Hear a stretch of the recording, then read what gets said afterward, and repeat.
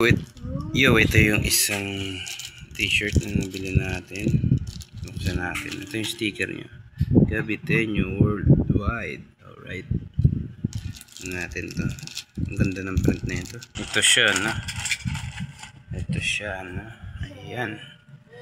Ito yung kanyang hang tag. Tapos, tinan nyo naman yung print niyan. Parang siya naka-emboss yung mga star. Sobrang solid naman yan. XL.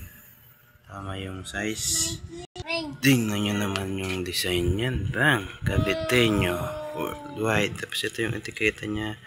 Different sa isa, no? Kasi yung isa, itong isa. Ito yung isa niya is ano bang ano na ito? Ayun, ito yung etiketa niya. Different sila na pero pareho lang. Ang ganda. Ano sa tingin nyo? Anong mas maganda sa dalawa? Ito yung isa yung design niya. Ayan, nakabite. Ito, Gabiteño. Sobrang solid. Ang ganda ng pagka-emboss. Ano kaya ganyan mga print na? Emboss na star yung design.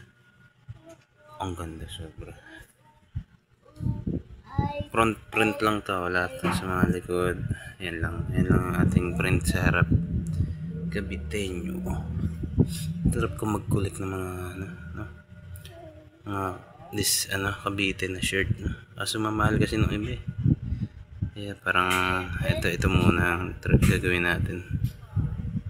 Ito yung niya, sticker niya. Gabiteño. Yan.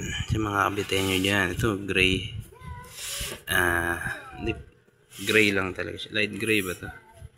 Basta gray siya. Yan. Worldwide. Diyan natin. Yan. Sobrang solid. Goods na goods to. Ganda. Solid. 500 lang kuha ko dito sa dalawang to. Ayan. 500 lang kuha ko dito sa dalawang to. Sobrang solid. Gabiteño Worldwide. Alright. Goods na goods. Pro Club yung gamit dito na LMTB. Yan. Kukuha pa ako. Baka kumuha pa ako ng ibang kulay. Alright.